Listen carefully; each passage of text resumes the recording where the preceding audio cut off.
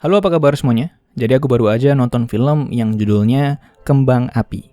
Dan memang sebenarnya film ini udah rilis duluan di bioskop bulan Maret kemarin kalau nggak salah.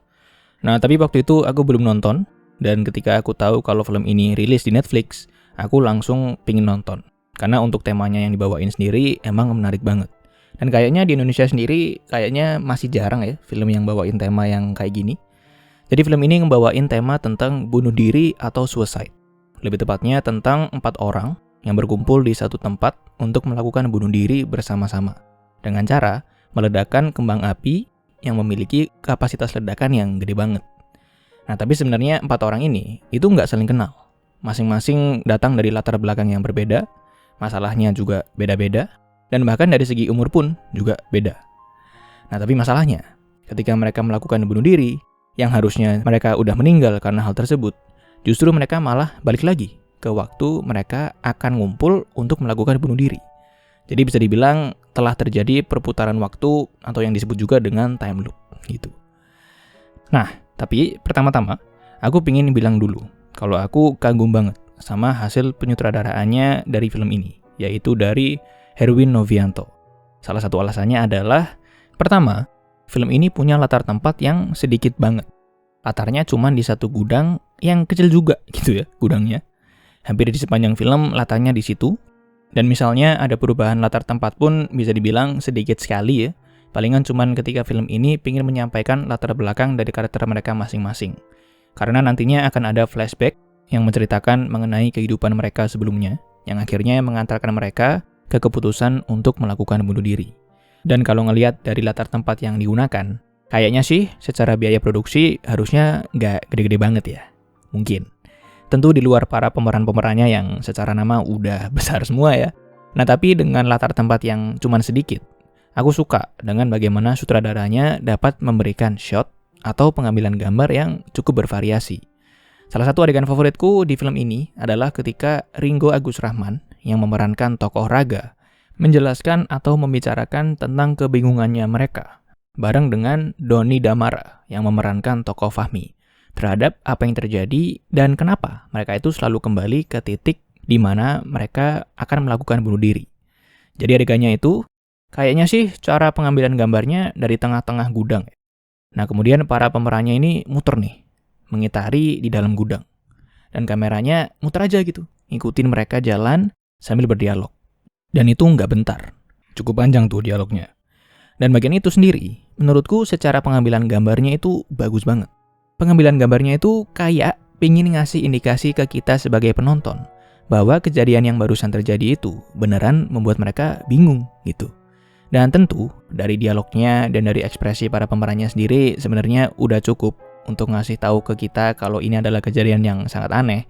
Tapi kedua hal tersebut dan dibarengi dengan cara pengambilan gambar yang juga tepat, menurutku makin memberi penekanan terhadap rasa atau emosi yang film ini ingin sampaikan. Dan film ini punya beberapa adegan yang emang dari pengambilan gambarnya sendiri aja, itu udah ngasih rasa terhadap adegannya. Dan aku suka banget sama film-film yang modelnya kayak gini. Nah, tapi selain itu, film ini sebenarnya kalau secara pacing bisa dibilang agak lamban. Dan kayaknya juga bisa disebut sebagai tipe film yang slow burn. Tapi aku rasa sepelan-pelannya film ini, kayaknya nggak akan sampai bikin kamu bosen. Karena dialognya sendiri aja itu udah bagus banget ya. Dialognya natural banget, cara penyampaiannya pun terdengar masuk akal, kemudian ditambah dengan para pemerannya yang seperti tadi aku bilang, adalah nama-nama yang besar semua, yang tentu aja secara acting gak ada yang perlu diragukan sama sekali. Dan bahkan saking bagusnya dialognya, bahkan sampai ada beberapa percakapannya yang ketika kita dengar, itu kerasa lucu banget gitu ya. Tapi lucunya sendiri itu timbul bukan karena adegannya yang sengaja dibuat lucu atau cara penyampaiannya yang lucu dan bahkan film ini nggak ada melucuinya sama sekali. Tapi karena emang saking naturalnya dialog tersebut. Dan ya mungkin juga ditambah dengan ironisnya keadaan mereka ya yang mau bunuh diri. Tapi dari segi cara ngobrolnya kayak orang yang nggak akan terjadi apa-apa gitu. Jadi secara keseluruhan cukup banyak lah beberapa bagian yang lucu di film ini.